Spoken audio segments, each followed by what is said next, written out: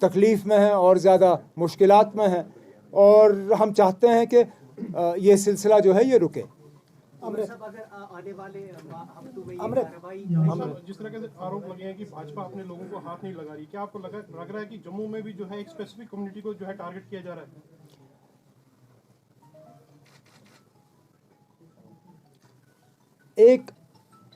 एक इम्बैलेंस सा तो ज़रूर है। अगर आप देखें जम्मू में किन इलाकों में बुलडोज़र भेजे जा रहे हैं और अक्सरियत वहाँ कौन से लोग रहते हैं, शायद उसी से आपको पता चलेगा कि इन लोगों के इंटेंशंस जो हैं सही नहीं हैं। एक कैलकुलेटेड डिज़ाइन के तहत यहाँ के भाईचारे को और यहाँ की यूनिटी को जो है ज़ख्म पहुँचाने की कोशिश की जा रही है, और वो सारा कुछ तो आपके सामने है। उमर साहब, जिस तरह आपने खुद अफादा किया कि जो प्रोसेस अपनाया जा रहा है according to you which is illegal, तो इस चीज़ को मद्देनजर रखते हुए और एक रेस्पॉन्सिबल पॉलिटिशियन जम्मू कश्मीर के होने के नाते क्या आपने ये मसला एलजी के साथ अगर एलजी से कुछ बात नहीं पड़ा? नहीं ना, एलजी से हमने पार्टी मीट करके पीएमओ के ऑफिस से भी नहीं ना, हमने कोई फ़ायदा ही नहीं। हमने जब इससे पहले कभी एलजी से कोई बात करने की कोशिश की तो हमें कोई रिस्पांस वहाँ से मिला नहीं। ऐसे इम्पोर्टेंट इश्यूज़ जिनमें कि माइनॉरिटी टारगेटिंग, उस पर भी जब फारूक साहब ने एलजी साहब से गुजारिश की कि मीटिंग बुलाएं और उस पर बात करें, कोई वहाँ से रिस्पांस नहीं आया। तो जब एक दो बार दरवाज़ा खटखटाया जाता है और उसका कोई फ़ायदा नहीं मिलता, तीसरी बार खटखटाने का कोई फ़ायदा नहीं ना, तो हमने सोचा कि सीधा हम प्रेस के ज़रिए ही ये बात वहाँ पर ले जाएं।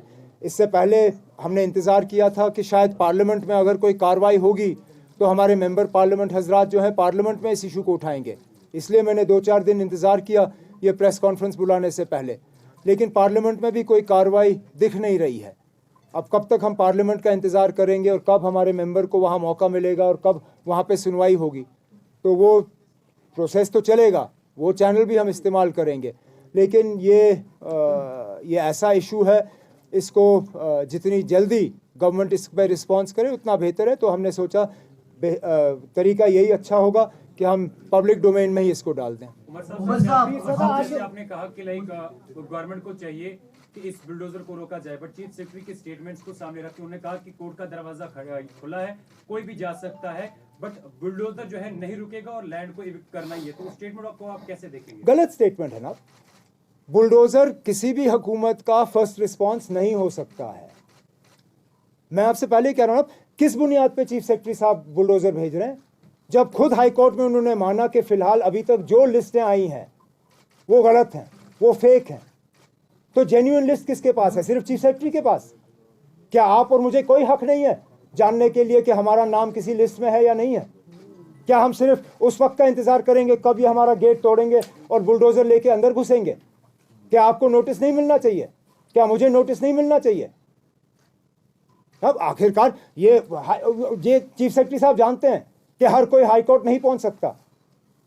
वहां वैसे भी हमारे कोर्ट्स जो है वो ओवरलोडेड हैं, बहुत कम मौका मिलता है वहां सुनवाई हासिल करने का। तरीका ये है ना कि आप प्रोसीजर, एक ट्रांसपेरेंट प्रोसीजर अडॉप्ट करिए। जिस लिस्ट के बुनियाद पे आप लोगों के घरों पे बुलडोजर भेज रहे हैं, उस लिस्ट को पहले पब्लिक डोमेन में डालिए और लोगों को एक मौका दे दीजिए कि वो अपने कागज लेके आपके पास गवर्नमेंट में आए। कोई आपसे ये नहीं कह रहा कि आप कभी बुलडोजर मत चलाओ। हम आपसे ये कह रहे हैं कि कम से कम वेरिफिकेशन तो करिए। जिस तरह पहले लिस्टों में आपने हमारे नाम डाले, ये जब, और आप, मैं ये मान के चल रहा हूं कि ये गवर्नमेंट वाले परेशान हुए जब हमने लीज के कागज उनके सामने लाए, क्योंकि उनको शायद लगा होगा कि हमारे पास कागज नहीं होंगे। ऐसे बहुत सारे लोग हैं जिनके पास कागज हैं और जिनको वो कागज सामने पेश करने का मौका नहीं मिल रहा है। जैसे नीडोज में जो हुआ, जब अफसर वहां खड़ा था, आप लोग वहां गवाह थे, वो अफसर के पास जाते रहे कि आप हमारे कागज देखो, कागज देखो, कागज देखो। उन्होंने कहा नहीं, हमें ऊपर से प्रेशर है, हमें कुछ करना है। अरे किस चीज का प्रेशर? कागज देखिए ना। Verify whether there is a legitimate claim or not. If there is no legitimate claim, give them a chance to go. If not, then use the bulldozer. Bulldozer should be a measure of last resort, not the first option. How should you see with these kind of statements that that only poor will be spared and rich will be touched. Is there no law for so-called rich in Indian case? देखें आप, अदालत के बाहर जो और खासकर फिल्मों में जो आप मूर्ति देखते हो ना, जिसमें वो तराजू पकड़ के होते हैं, आंखें खुली हैं या बंद? जहां तक मुझे पता है आंखों पे पट्टी बांधी है, ये दिखाने के लिए कि कानून जो है वो भेदभाव नहीं करती, कानून में फर्क नहीं है। हिंदुस्तान के आईन में कहीं पे ये दर्ज नहीं है कि फलाना कानून सिर्फ अमीरों के लिए है या गरीबों के लिए है या फलानी जगह में रहने वालों के लिए है या यहाँ के लिए नहीं है या मर्दों के लिए है, औरतों के लिए नहीं है। इस तरह के कानून जो है वो सबके लिए हैं और इसी से फिर गवर्नमेंट के इंटेंशंस जो है वो पता चल जाते हैं। ये पिक एंड चूज एक हवा बनाने के लिए। मैं फिर ये बात दोहराना चाहता हूं, अगर गवर्नमेंट ने लिस्ट तैयार किया है, वो लिस्ट पब्लिक डोमेन में डाल के लोगों को एक मौका दे दीजिए कि वो साबित करें कि क्या वो वहां पे एक सही क्लेम लेके बैठे हैं या वाकई गवर्नमेंट के कहने के मुताबिक वो गैर कानूनी तौर जमीन पे कब्जा जमाए हुए बैठे हैं। अफजल साहब, आपने काफी स्ट्रेस किया है नोटिफिकेशन, आपने इस पर काफी स्ट्रेस दिया कि कोई नोटिफिकेशन नहीं है। कल को अगर गवर्नमेंट नोटिफिकेशन इशू करती है जहां पे जिन लोगों ने गलत किया है, उस पर आपका रिएक्शन क्या होगा? दूसरा कि जो क्या आपको इसमें कई जगह दिखाई तो नहीं देता, इसमें जो लैंड टू टिलर का जो बात होती है उसमें शेरी कश्मीर का जमाना याद आ रहा है, उसमें ज्यादा भी बोला जा रहा है कि जो काश्तराइयाँ वगैरह है वो काफी तादाद में है कश्मीर एज कम्पेयर टू जो शहरी श्रीनगर है, ज्यादा तो वही था लैंड टिलर, वो मसला वहीं पे चल रहा है। और दूसरा कि जैसा आपने खुद कहा, आप इसके अगेंस्ट नहीं है, बट एक प्रोसीजर होना चाहिए। लेकिन जिन्होंने गलत किया है, क्या ये ड्राइव सही है? और वो लैंड मैं फिर इस बात पे मैं दोहराना चाहता हूँ ना, हम वैसे कोई ये नहीं कहता है कि गैर कानूनी तौर सरकारी ज़मीन पे कब्जा होना चाहिए। एक दूसरा, प्रोसीजर में क्या खराबी है ना, आप में से कोई ये कहने के लिए तैयार है कि गवर्नमेंट को किसी प्रोसीजर की जरूरत नहीं है? एक ट्रांसपेरेंट प्रोसीजर होना चाहिए। लैंड टू टिलर तो ये लोग उसके हमेशा से दुश्मन रहे हैं। मुझे मतलब ये कोई हैरानगी की बात नहीं है कि ये लोग लैंड टू टिलर को ख़त्म करना चाहते हैं।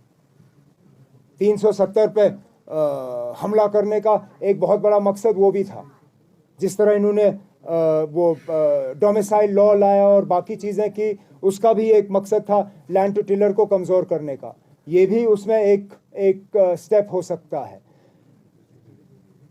नोटिस निकालना एक चीज़ है, लेकिन नोटिस में भी जैसे मैंने कहा, उसमें भी आपको वक्त देना होगा ना किसी को कि वो साबित कर। मिसाल के तौर पे कल को आपको नोटिस निकले, ये तो नहीं कह सकते ना कि ये आपका नोटिस है, मैं कल बुलडोज़र लेके आ रहा हूँ। इनको ये कहना होगा ना, ये आपका नोटिस है, कानून के तहत आपको इतने दिन दिए जा रहे हैं, अगर आपके पास एक लेजिटिमेट क्लेम है इस ज़मीन का, वो क्लेम आप सबमिट करिए, हम इसको वेरीफाई कर लेंगे। वही हम आपसे कह रहे हैं। उमर साहब, यहाँ से 5 अगस्त 2019 के बाद जितने भी गवर्नमेंट ने यहाँ पे लॉज लाए, नए लॉज, और या कोई गवर्नमेंट का ऑर्डर या सर्कुलर जारी हुआ, उस पर वक्तन फौक्तन नेशनल कॉन्फ्रेंस ने, पीडीपी ने या बाकी जमात ने, बीजेपी या गवर्नमेंट को अपोज किया, ट्विटर के जरिए आपने एहतजाज किया और प्रेस कॉन्फ्रेंसेस के जरिए।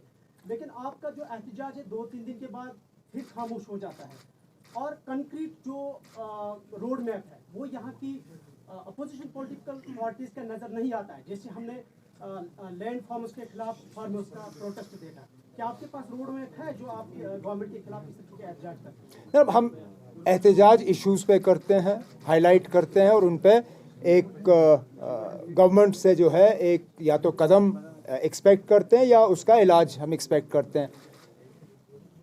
कई कई जगहों पे जहाँ पे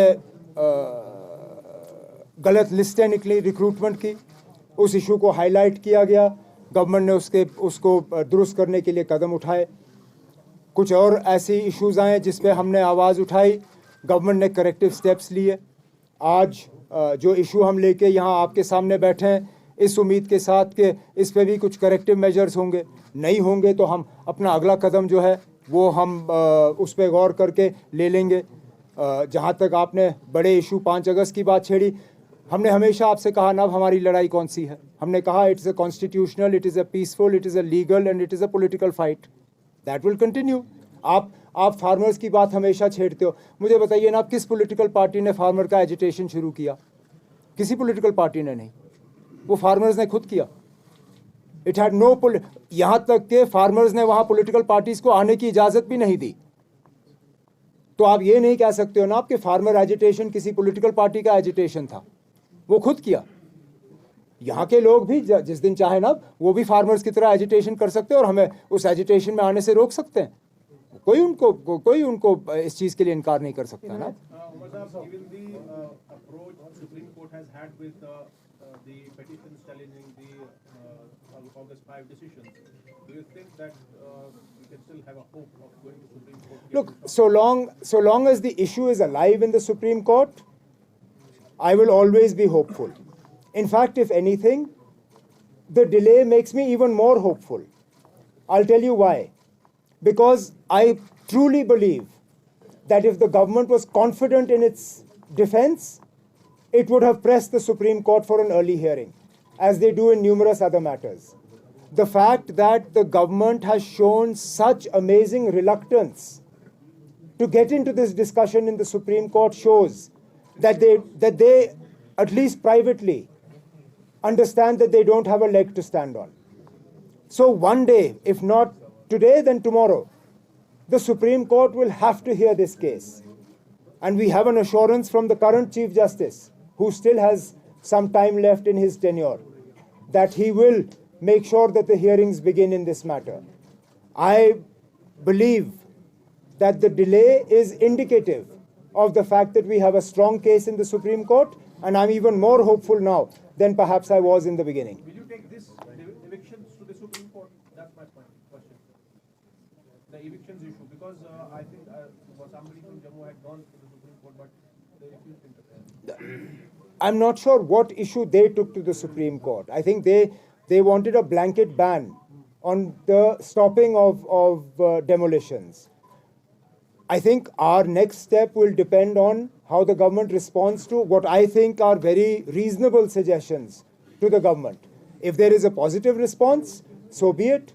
If there isn't, then yes, we will definitely consult some senior lawyers to see what options we have. Politicians are claiming that the judiciary is dancing on the tunes of ruling government. You would take, sir?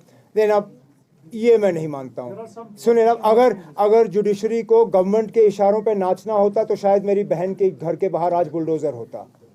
नहीं है।